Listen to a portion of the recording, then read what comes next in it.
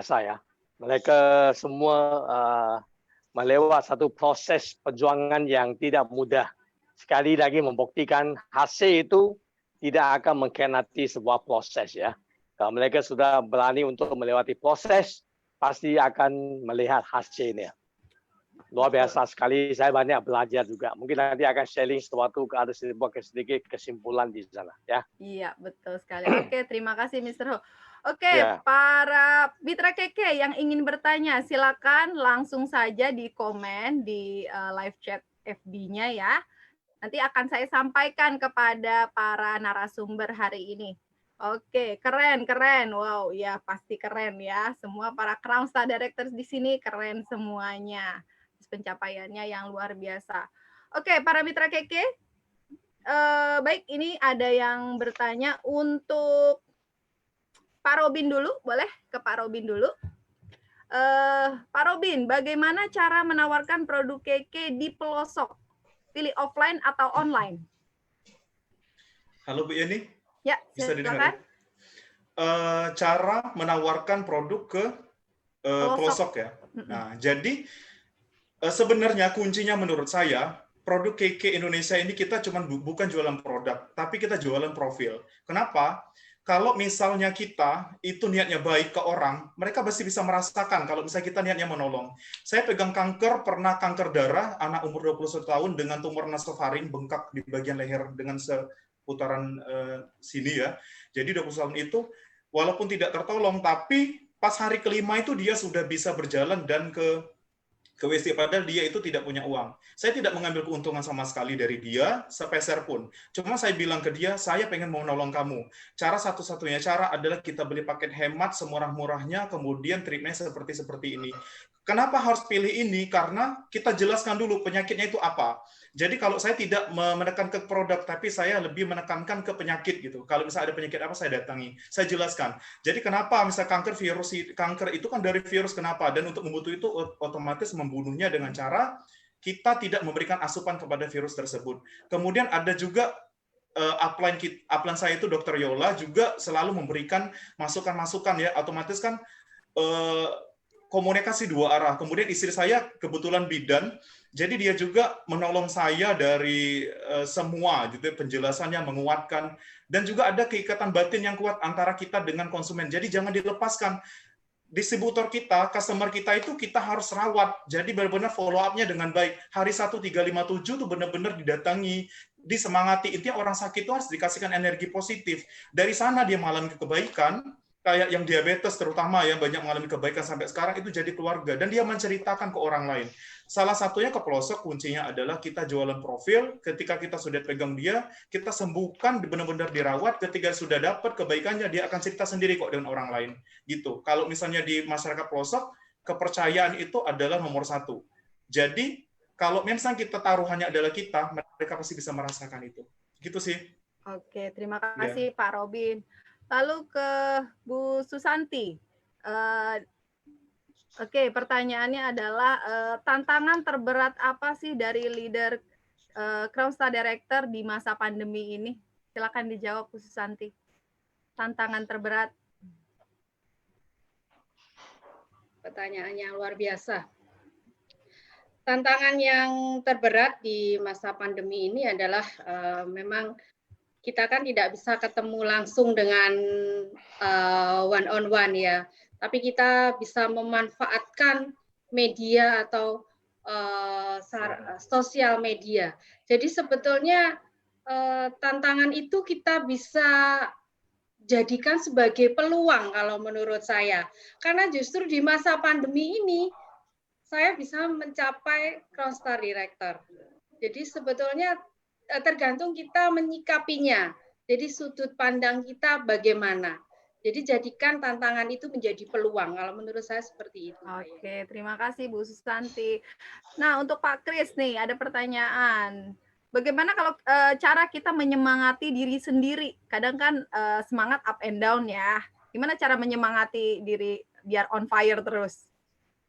Ya, oke Bu Yeni. Jadi kalau saya pribadi sih, saya selalu punya target ya. Jadi bagaimana saya misalnya ini mau kejar tiket Singapura ya, atau mungkin saya mau kejar misalnya bulan ini saya mendapatkan misalnya pisahan 5 leg atau 8 leg. Nah, semua tuh harus diatur dari awal. Jadi bagaimana kita atur strateginya ya. Jadi nggak cuman saya pengen sukses, tapi nggak ada breakdown yang jelas ya. Jadi saya pengen apa saya sudah tetapkan, saya tulis bagaimana strateginya saya mencapai itu. Jadi semua dimulai dari yang namanya impian ya. Dari situ saya juga menerapkan konsultasi mentoring sama mentor saya. Kalau saya sudah memahami, saya tinggal lakukan dengan konsisten aja, baik di offline, di online saya sudah manfaatkan seluruhnya ya. Nah, mulai dari sosial media saya pakai marketplace, semua saya pakai. Jadi YouTube pun saya pakai ya, Facebook saya pakai, semua saya pakai. Jadi intinya apa yang dilakukan mentor kita duplikasikan dan berikan duplikasi juga ke tim-tim kita. Nah, itu aja sih yang mungkin membantu Anda untuk bisa membangun bisnis Anda, bisa mencapai impian Anda. Tetap semangat.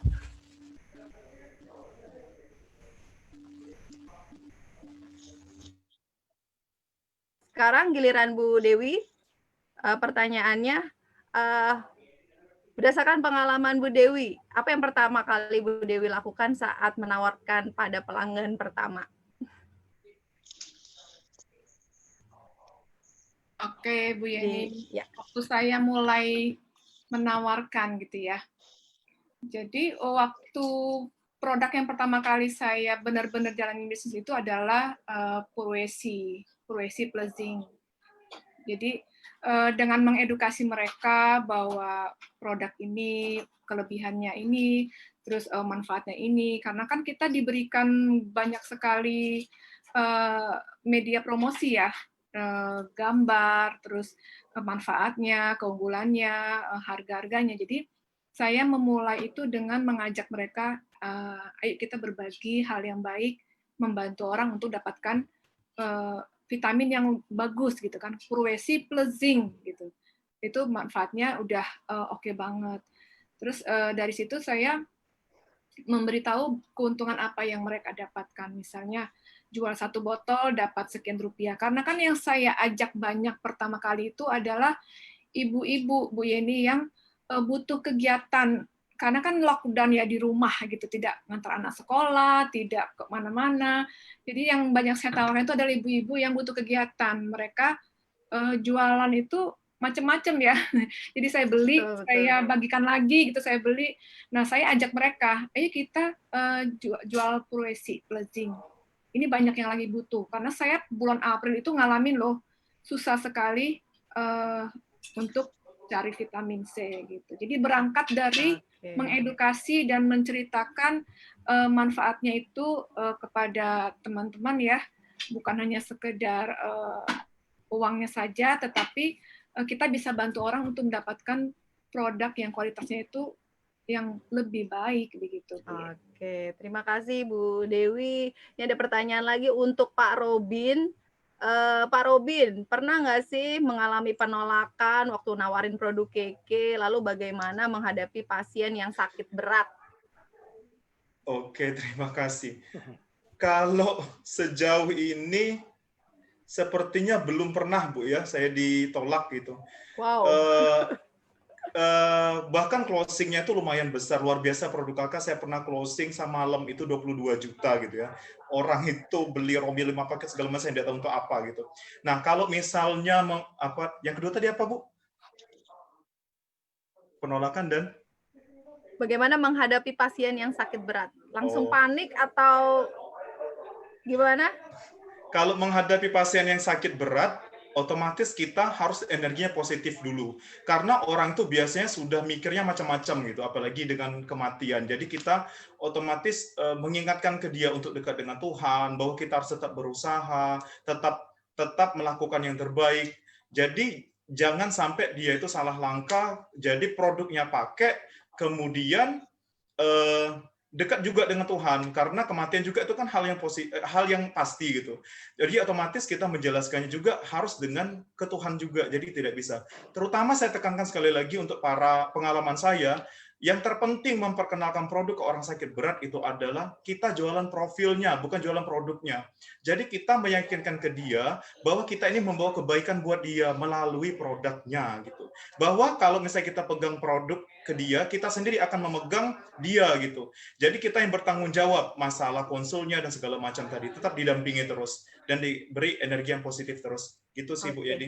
Terima kasih Pak Robin. Iya, Untuk sama-sama. pertanyaan selanjutnya ke Bu Susanti dari Bu Anggi Ardianto, bagaimana cara selalu bersemangat diri sendiri, presentasi offline maupun jualan online?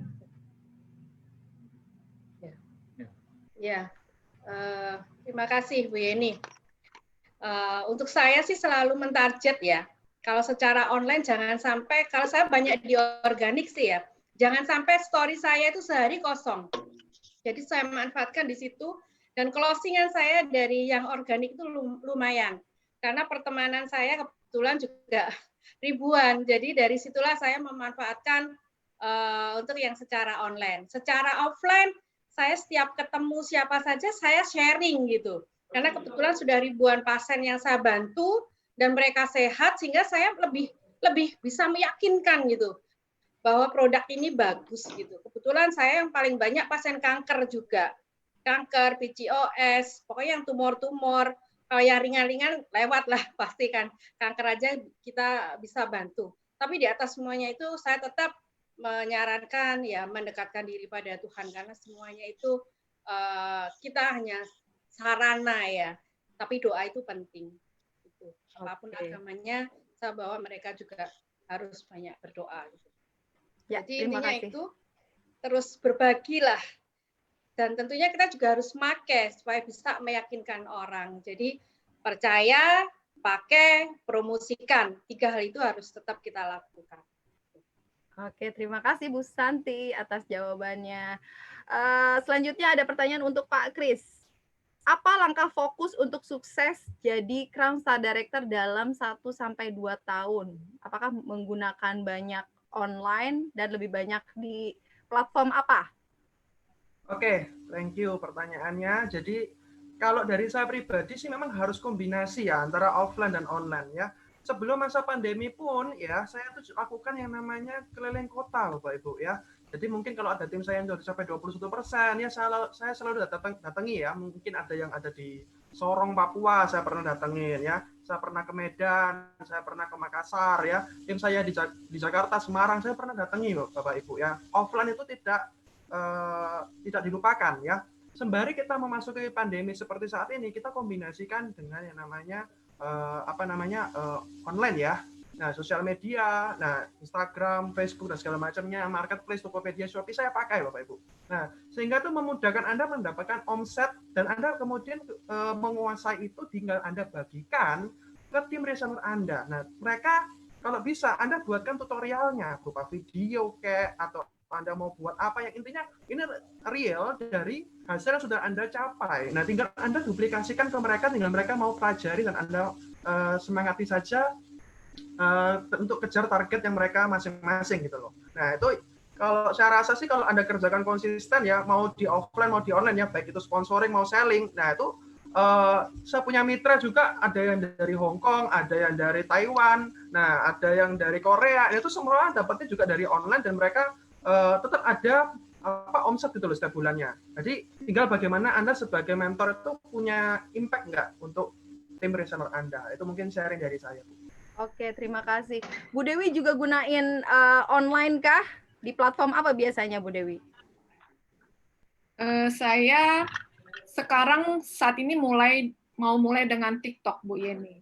Oh, TikTok. Oke, Karena menarik. TikTok itu kita bisa pakai sebagai media promosi dengan menghibur, gitu kan. Kita pakai misalnya kalau Kakak Lifers dengan lagu-lagu, jadi orang ngelihatnya tertarik. Dan saya melihatnya bahwa TikTok saat ini tuh sama dengan 5 tahun waktu Instagram dulu mulai boomingnya ya, orang berjualan TikTok ini mulai sih baru-baru ini saya mulai terbuka untuk mulai melakukannya, berpromosi dengan TikTok dengan gembira, dengan lucu-lucu gitu ya, begitu. Oke, baik. Ini satu tips lagi ya untuk para mitra Keke, mungkin bisa menggunakan TikTok sebagai salah satu media untuk promosi. Terima kasih Bu Dewi atas tipsnya.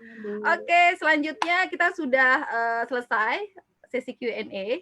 Sekarang kita masuk ke sesi giveaway kembali ya. Jadi bagi para mitra Keke yang belum dapat jawab cepat dan betul ya, bisa menjawab 2 pertanyaan berikut. Masing-masing akan ditentukan 1